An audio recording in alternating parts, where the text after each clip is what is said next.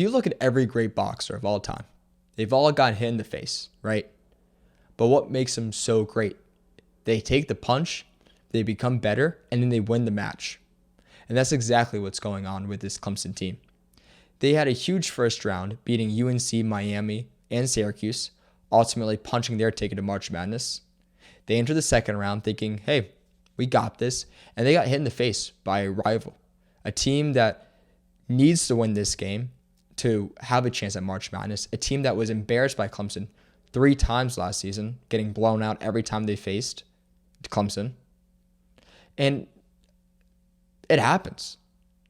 And what makes a great boxer great? They take that hit to the face, they come back round 3, they knock out the opponent, and they win the match. And that's exactly what Clemson is going to do.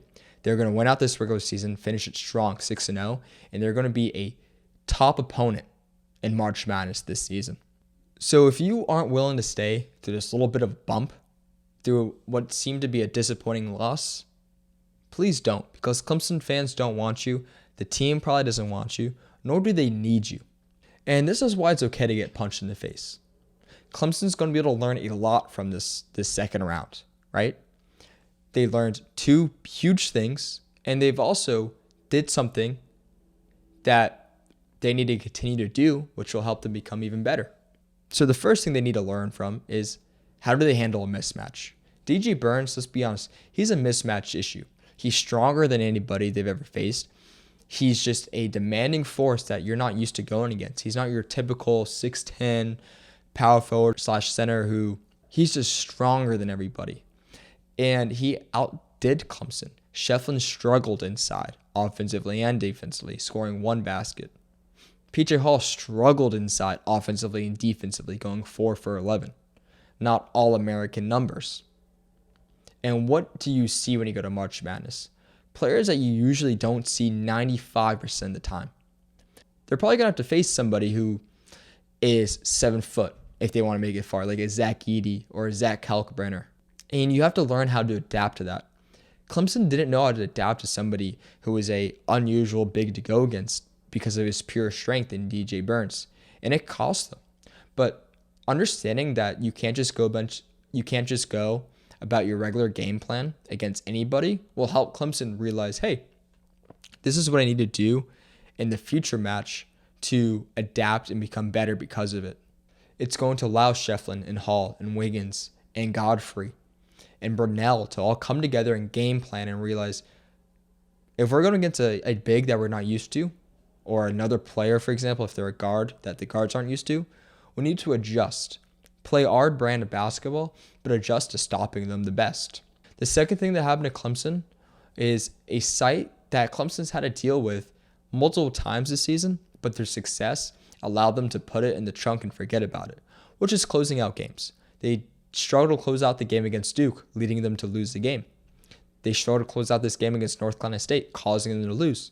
But when you have such great wins, you can lose a game or 2 and not have to change anything because they punched their ticket to March Madness, right? They struggled to close out the game against Virginia. And this game against North Carolina State, it's not going to be like, hey, we have to move on from this and realize like we just need to keep winning to make March Madness. No, you basically have a ticket, so now you can make the adjustments needed so that when you get to March Madness, you know how to close out a game. When DJ Burns fouled out with about, we'll say, 3 minutes to go in the game, that should have been all said and done for Clemson. But they struggled offensively. They seemed a bit flustered. They definitely struggled defensively. O'Connell had a great wide open layup, cutting off a Girard. G.J. Horn had a good shot, a really good shot considering the situation and the time left in the game. And it propelled them to a win, right? So Clemson can go back to the drawing board and realize, hey, let's learn how to close out games now because we need to. And we don't need to stress about these other games coming up because they're going to win them, but they're not games that will determine their fate of whether or not they're going to March Madness. And my third takeaway from this game, which I think Clemson was going to learn a lot from because it was so successful, is they found a way to get off hot and set the tone in the second half. The first 4 minutes of the second half is the tone setter for the rest of the game. And Clemson came out firing.